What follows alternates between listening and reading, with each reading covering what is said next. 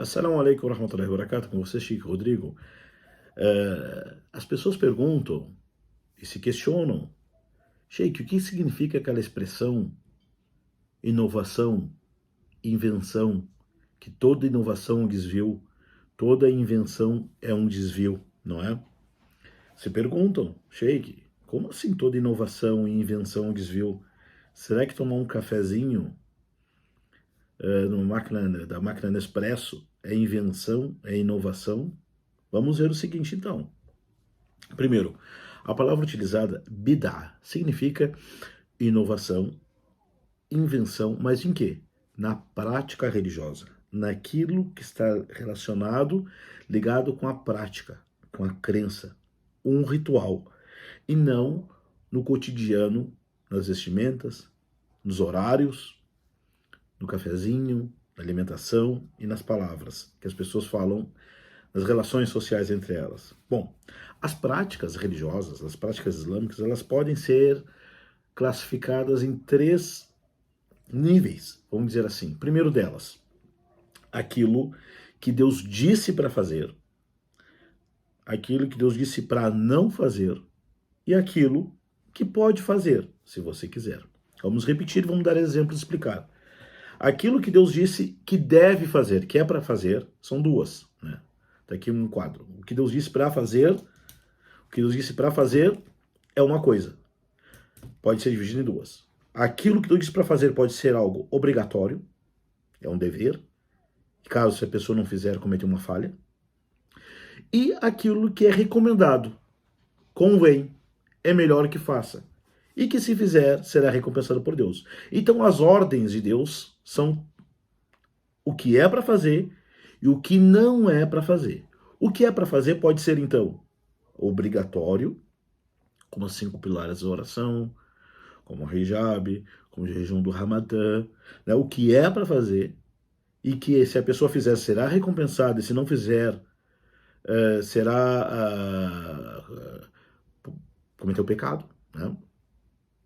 E aquilo que é recomendado fazer. É bom que faça. Se a pessoa fizer, é recompensada por Deus. Mas se não fizer, não cometeu pecado. Esse é o que é para fazer. Agora o segundo, o que não é para fazer, o que não deve fazer. Esse que não deve fazer e não é para fazer, também é dividido em dois. Aquilo que não é para fazer de jeito nenhum, que nós chamamos de haram, que se fizer, cometeu pecado. E aquilo que não é para fazer, ou seja, não é recomendado, é desaconselhável. Não é para fazer. Mas se a pessoa fizer, não cometeu pecado, ou seja, não vai ter que prestar conta daquilo na frente de Deus. E tem aquilo que a pessoa pode fazer, que nós chamamos de mubah, aquilo que é permissível, aquilo que é permitido fazer. Por exemplo, eu posso botar uma roupa cinza? Posso. Posso tomar café? Posso. Posso tomar chá no lugar de café? Posso. É permitido. A princípio, tudo que é do cotidiano, ele é permitido, exceto se tem algo dizendo para não ser feito. Portanto, vamos resumir mais uma vez. Segunda vez, as ordens de Deus se dividem então, o que é para fazer e o que não é para fazer. O que é para fazer é um dever recomendado. E o que não é para fazer se divide em dois. Não é para fazer que é o haram e o que não é para fazer que é desaconselhável. E o que pode fazer.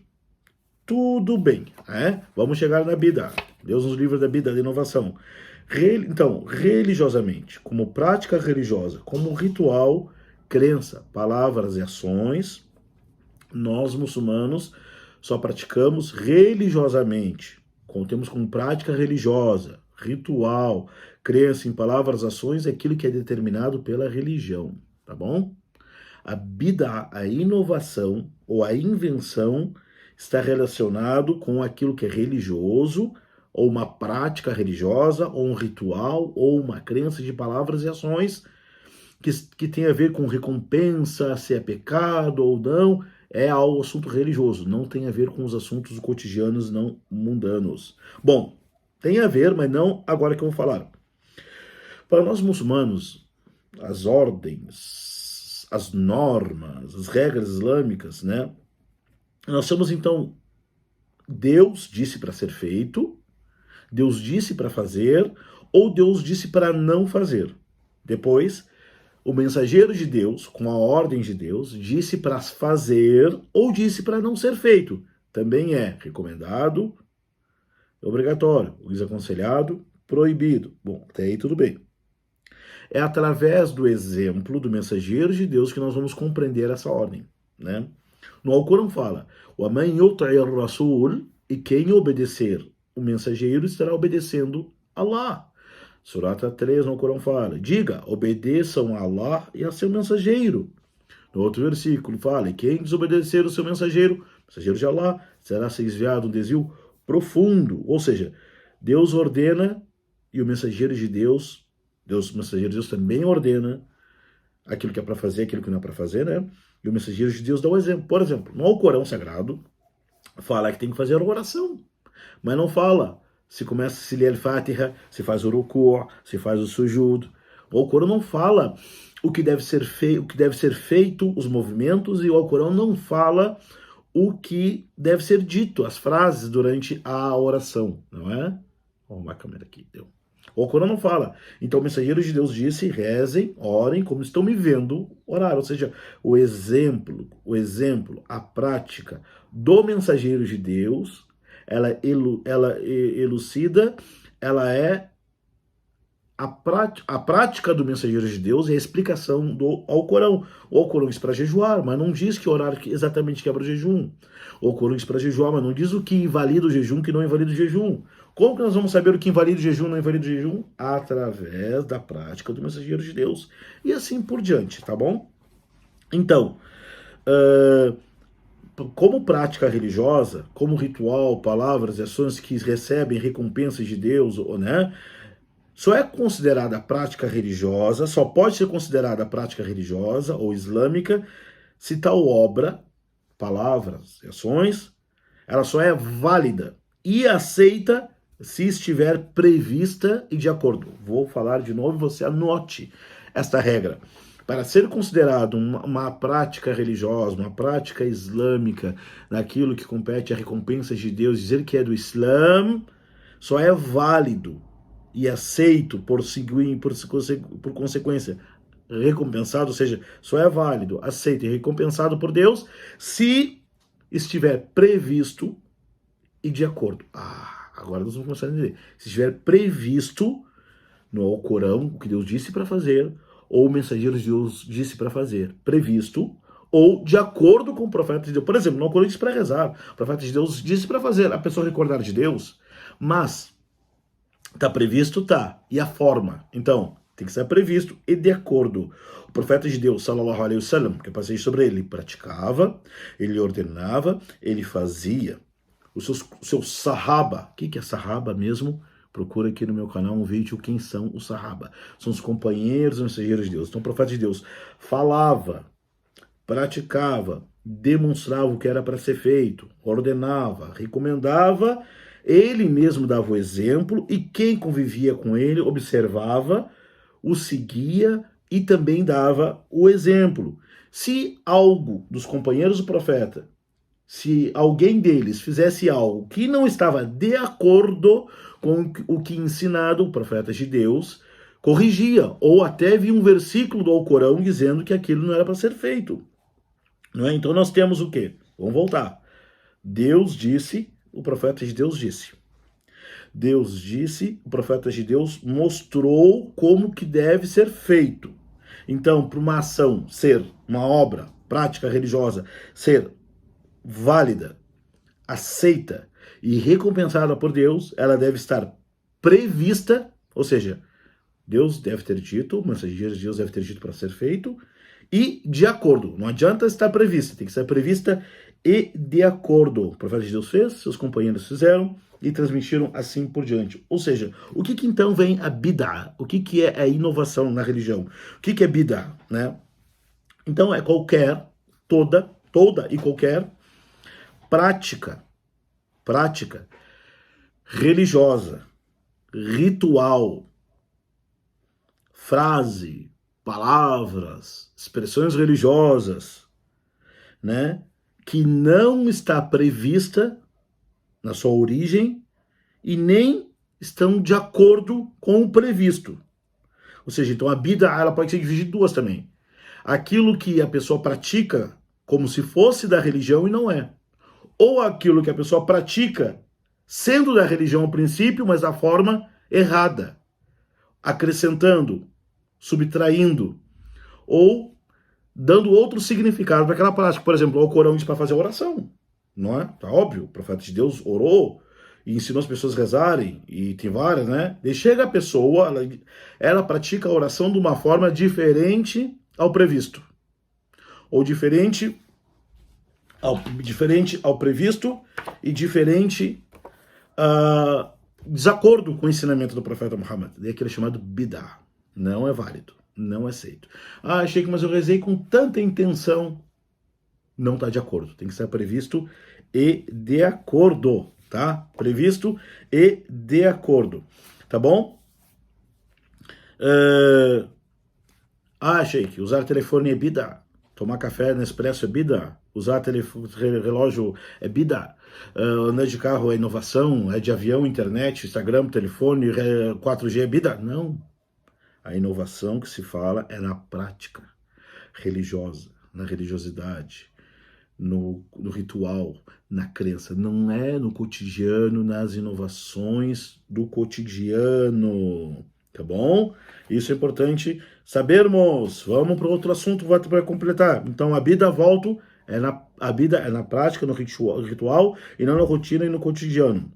Então, criar, inventar, acrescentar, modificar o como, a forma, subtrair, ressignificar algo na prática religiosa, no ritual, na crença, na fé, nas ações, nas palavras, nos locais e no tempo. Por exemplo, a pessoa fala, rezar aqui, nesse espaço da mesquita é melhor. Se você rezar aqui, vai ser mais abençoado por Deus. Espera aí, onde é que você escutou isso? O profeta de Deus fez isso? Tinha algum livro de Sunna? Não. Onde é que você tirou isso? Da minha cabeça. É bid'ah. Porque a bid'ah surgiu, então, não está previsto isto. E se estiver previsto, não está de acordo, né? Então, para finalizar, como saber se tal prática é Sunna ou bid'ah? É grande pergunta. Agora eu já sei, Sheikh, eu já sei o que é. Agora, como saber se é ou não? Pergunte-se, tal prática, o pessoal fica lá num quarto escuro tocando um violão lá e dizendo Allah, ou uma flautinha lá e dizendo Allah, Allah, Allah, Allah, Allah, fazer umas loucurinhas ali, né? Peraí, tá previsto? É de acordo com o que o profeta de Deus fez? Era possível o profeta de Deus fazer isto? Era. Onde é que está escrito então? Era possível o profeta de Deus fazer isto? Algo impediu o profeta de Deus de fazer isto? Ele fez? Não fez? Por que ele não fez? Porque não é religioso. Comemorar aniversário do profeta. Está previsto no Alcorão? Está previsto na Sunna? Os companheiros do profeta comemoraram? Era possível o profeta de Deus comemorar seu próprio aniversário? Era. Por que ele não comemorou? Porque não é da religião. Ter um mestre espiritual que sabe o incognoscível, fazer um dhikr, ficar as pessoas reunidas num quarto escuro falando, repetindo Allah 120 vezes, sei lá quantas vezes. Peraí, está previsto? Está de acordo? Era possível o profeta de Deus fazer isto? Algo impediu ele de fazer isto? Não. Por que ele não fez? Porque não é da religião. Os companheiros do profeta de Deus fizeram isto? Não. Por que não fizeram? Porque o profeta não ensinou. Se o profeta não fez, se os companheiros não fizeram, por que você vai fazer? Não é? Primeira coisa, onde está a fonte de referência? Eu sempre repito aqui, fonte de referência. Onde que está registrado isso, tal prática? Nos livros aqui, nos livros da Sunna, dos Hadith, autênticos, não os inventados. Os companheiros do profeta fizeram isto? Por que eu falo os companheiros do profeta? São as pessoas que conviveram com mensageiros de Deus, mas imagina o mensageiro de Deus fazer uma prática que os companheiros de Deus não faziam. Ou os companheiros do profeta fazerem uma prática religiosa que o profeta não ensinou. Há contradição aí, precisa de coerência, não é? Bom, nós temos então uma tabuada e uma prova real. A prova real qual é? Vou voltar para a pergunta. A prova real é profeta de Deus, está previsto no Alcorão e na Sunna? Se está, a forma que está sendo feita é a forma correta? Porque às vezes a ação pode estar prevista, mas a forma é equivocada e errada, daí virou bidá. Né? Bida na origem ou bida na forma que está sendo realizada, está sendo feita, né? E aí quando a pessoa fala assim, ai Sheik, mas todo mundo faz, mas você não é todo mundo. Ah, mas eu vi, eu escutei, você está vendo coisas demais então. Ah, mas eu achei legal. Mas o Sheik tal disse, a minha escola diz isto, o fulano diz isto. Bom, peraí. Ah, qual é o problema? Quando a pessoa fala qual é o problema, essa pergunta já é o maior dos problemas, não é? Ai, todo mundo faz, mas você não é todo mundo. Ai, eu vi, achei gostoso, achei legal. Aí não é religião.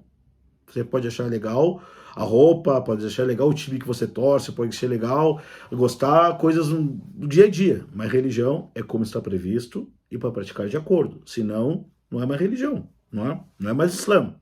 Pode ser religião, outra religião, mas o Islã não é. Quando a pessoa fala qual é o problema de fazer algo que não é da religião, essa pergunta já é um problema. A pessoa está querendo dizer que tal prática que o profeta que não foi ordenada por Deus, que o mensageiro de Deus não ensinou, que ele não praticou, e nem seus companheiros praticaram, está dizendo que isto é melhor do que é melhor do que aquilo que o profeta de Deus ensinou? Você está querendo dizer que o Islã estava incompleto? E daí você veio, 2021, no Brasil e completou? Você está querendo dizer que aquilo que o profeta de Deus ensinou não foi suficiente para orientar as pessoas? Então vem um sheik, alguém lá, 500 anos depois, e inventou uma prática que tornou-se melhor? É isso que você está querendo dizer? Você está dizendo que o profeta de Deus ensinou a religião equivocada? Os companheiros do profeta de Deus aprenderam uma religião equivocada, por isso eles não praticaram esse tipo de dhikr, esse tipo de maulid, essas coisas, e vem alguém séculos depois descobriu que era melhor? Você está querendo dizer que o profeta de Deus não sabia o que era da religião? E nem seus companheiros sabiam o que era da religião? E vem alguém séculos depois e descobriu o que era melhor para a religião?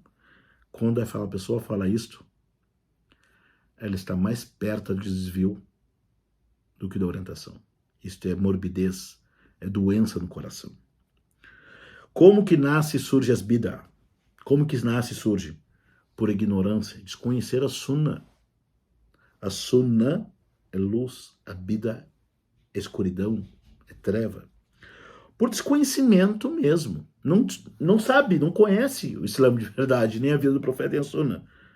Às vezes, por desvio. A pessoa até sabe que quer se desviar, quer levar um monte junto, desviado com ela. Às vezes por má intenção, tem pessoa que é mal intencionada. Às vezes, também foram introduzidas por pessoas que querem minar o Islã, os muçulmanos por dentro. Isso tá cheio por aí, não é? Então, meus irmãos, minhas irmãs, como que nós vamos identificar uma coisa e como nós vamos tratar isto? Conhecendo o Alcorão e a Sunna, conhecendo o que os companheiros do profeta de Deus, sallallahu alaihi wasallam, ensinaram e transmitiram a religião, aprendendo, conhecendo, questionando, procurando as bases, procurando a referência, porque quando uma bid'ah surge, é porque uma sunna não está sendo praticada. Quando a sunna é praticada, a bid'ah desaparece. Não precisa você gritar contra a escuridão, basta acender a luz. O conhecimento é acender a luz. Quando você tem conhecimento, tem acesso às escrituras, tem acesso aos sheiks, pergunta para ele, você está acendendo a luz. Quando a luz acesa, você consegue observar. Quando você não tem conhecimento, não quer saber, daí é outro assunto. Quando a pessoa não tem conhecimento, não tem acesso às fontes de referências, não tem a quem perguntar e pesquisar, estudar, você está procurando algo no escuro. A sunna é luz. A bid'ah, a inovação na religião, é trevas e desvio. Então, quando o profeta de Deus diz, sallallahu alaihi wasallam, toda inovação na prática religiosa é um desvio. Por que é um desvio? Está bem claro aqui. E todo desvio, o profeta de Deus disse, leva ao inferno. Que Deus nos purifique nossos corações e nos faça de pessoas que estudem aquelas pessoas que estudam a Sunna, que compreendem a vida do profeta Muhammad e praticam de acordo, né? E se afaste da inovação e dos inovadores. E até a próxima. Assalamu alaikum wa rahmatullahi wa barakatuh.